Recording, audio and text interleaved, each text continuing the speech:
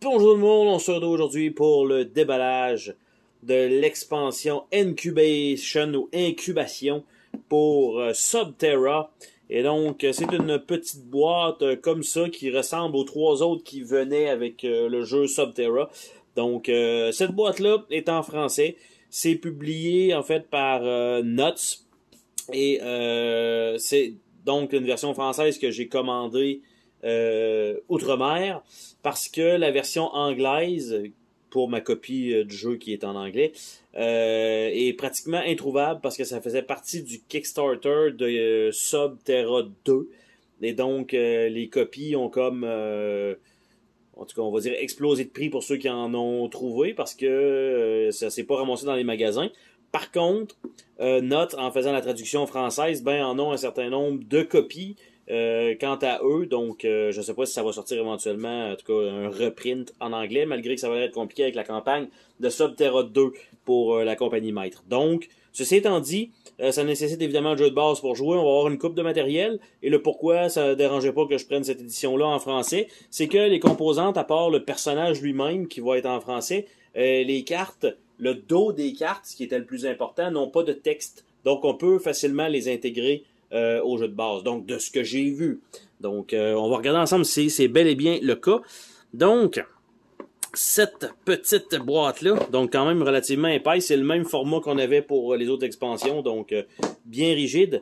On a ici donc le petit livret d'instructions avec qu'est-ce qu'on a et comment mettre faire une mise en place alternative. Donc avec le nombre de personnages qu'on a, le niveau de difficulté et tout ça. Donc les actions, qu'est-ce qu'on peut faire de nouveau dans cette extension-là avec les essaims. Et on a aussi donc un nouveau personnage qui est la récupératrice.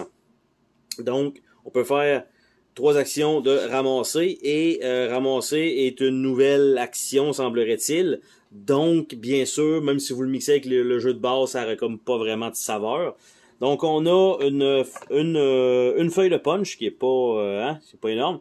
Donc les tuiles comme ça en genre de mauve avec un genre de biohazard et des genres de petits œufs dessus. Et l'autre bord, ben, c'est les tuiles comme était Subterra. On a la récupératrice avec son plateau, donc vision, consulter le carreau au sommet de la pile danger, puis récolter, effectuer jusqu'à 3 actions de ramasser. Et de l'autre côté, ben on a la même chose, sauf avec l'icône plutôt que d'avoir le texte. Nous avons ici donc le nouveau meeple pour ce personnage-là. On a des genres de créatures mauves style araignée qui sont fournies, donc il y en a 6. On a un paquet de cartes essaims qui est tout seul. Donc c'est pour ça que je disais, le dos des cartes, il s'appelle les essaims, c'est pas grave, parce qu'ils sont pas mélangés avec le reste. Et on a une feuille de punch qui sont les œufs, tout simplement. Donc rien de majeur de ce côté-là. Le artwork très basic. Et on n'a rien dans le fond du tray. Donc pas de petite carte spéciale, un petit remerciement, rien de ça. Et on va regarder ensemble le petit paquet de cartes. Et ce que je disais par ne pas avoir de texte sur les cartes, c'est le dos des cartes ici. C'est les lampes de poche comme était, je sais pas s'il va y avoir peut-être une différence de coloration évidemment, mais comme il n'y a pas de texte, ben on peut facilement mixer tout ça à l'intérieur du deck de base. Donc ce sont les cartes essaims et infection. Donc comme on a ça comme ça, ben facilement mélangeable. On va dire pas de texte. Donc quelqu'un qui veut en avoir une copie de cette expansion-là, ben et qui a une version anglaise, peut facilement récupérer le matériel nécessaire. Donc on s'entend que c'est essaim et infection, donc c'est assez proche quand même de la version anglaise.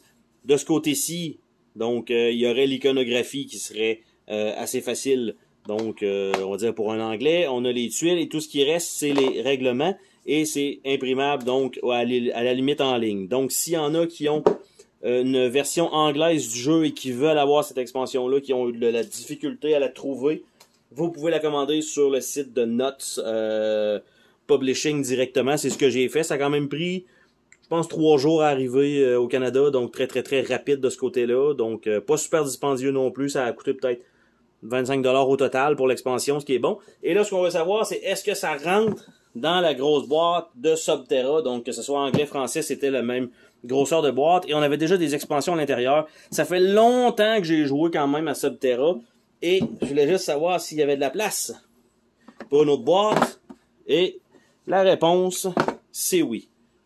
Donc, au moins, tout rentre dans la big box. C'est ce qu'on voulait savoir, et sur ce, on se dit à la prochaine pour une autre vidéo. Salut tout le monde!